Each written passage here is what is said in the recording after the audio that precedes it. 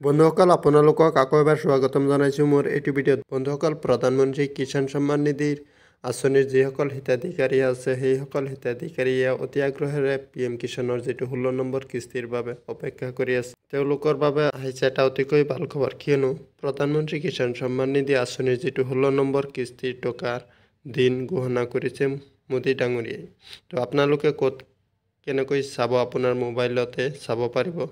এইটো ভিডিঅ'ত আমি সবিশেষ দেখুৱাই দিম। বলক ভিডিঅ'টো আৰম্ভ কৰোঁ। ইয়াৰ বাবে আপুনি আপোনাৰ মোবাইলৰ ক্ৰোম ব্ৰাউজাৰটো অপেন কৰিব। অপেন কৰাৰ পাছত সাৰ্চ বাৰত মাৰি দিব PM কিষাণ, সাৰ্চ কৰি দিব। সাৰ্চ কৰাৰ পিছত এনেকুৱা পেজত আহি যাব। ইয়াত আপুনি জাষ্ট PM কিষাণ সন্মান নিধি ক্লিক কৰি দিব। ক্লিক কৰাৰ পাছত এনেকুৱা পেজত আহি যাব। ইয়াত আপুনি এবাৰ টাচ কৰি দিব।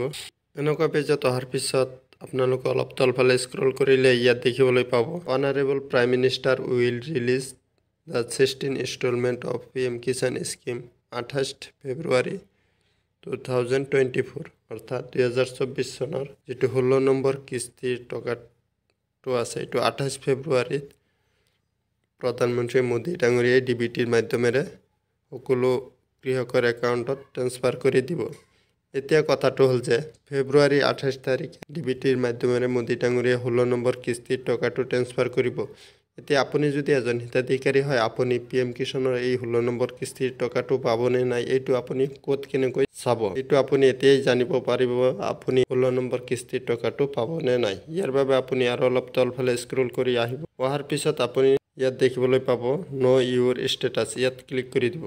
ক্লিক কৰাৰ পাছত আপুনি এনেকুৱা পেজত আহি যাব। ইয়াত আপুনি ইণ্টাৰ ৰেজিষ্ট্ৰেশ্যন নাম্বাৰ দেখিবলৈ পাইছে, আৰু আপোনাৰ হাতত যদি ৰেজিষ্ট্ৰেশ্যন নাম্বাৰ নাথাকে তেনেহ'লে ন' ইউৰ ৰেজিষ্ট্ৰেশ্যন নাম্বাৰত ক্লিক কৰি আপুনি মোবাইল নম্বৰৰ জৰিয়তেও ওলাব পাৰিব, নাইবা আধাৰ কাৰ্ডৰ নাম্বাৰৰ জৰিয়তেও আপোনাৰ ৰেজিষ্ট্ৰেশ্যন নাম্বাৰটো ওলাব পাৰিব। কেপচা কোডটো বহুৱাৰ পিছত গেট OTPত ক্লিক কৰি দিব। কৰাৰ পাছত আপোনাৰ মোবাইলত এটা OTP আহি যাব। OTPটো ইণ্টাৰ OTP ঠাইত ক্লিক কৰি ইণ্টাৰ কৰিব লাগিব। OTPটো ইণ্টাৰ কৰাৰ পিছত গেট ডাটাত ক্লিক কৰি দিব। কৰাৰ পিছত আপোনাৰ সন্মুখত এনেকুৱা পেজত আহি ইয়াত আপুনি এনেকুৱা পেজত অহাৰ পিছত আপুনি জাষ্ট এলিজিবিলিটি ষ্টেটাছত ক্লিক কৰি দিব। ক্লিক কৰিলে এনেকুৱা দেখিবলৈ পাব এলিজিবিলিটি ষ্টেটাছ। ইয়াত আপোনাৰ তিনিটা অপশ্যন ইয়েছ থাকিব লাগিব। Land setting yes, KYC status yes, আৰু আদাৰ bank account setting status yes. আপোনাৰ ষ্টেটাছত যদি এই তিনিটা বস্তু ইয়েছ দেখিবলৈ পায় তেনেহ'লে আপুনি নিশ্চয় 16 নম্বৰ টকাটো পাব। ইয়াৰ বাহিৰেও আপুনি আৰু এটা বস্তু চাব পাৰে। আপুনি মোবাইলত 15 নম্বৰ নাইবা 16 নম্বৰ ইনষ্টলমেণ্টৰ নাম্বাৰটো ইয়াত দেখিব পাৰিব। মোৰ যিহেতু 15 নম্বৰ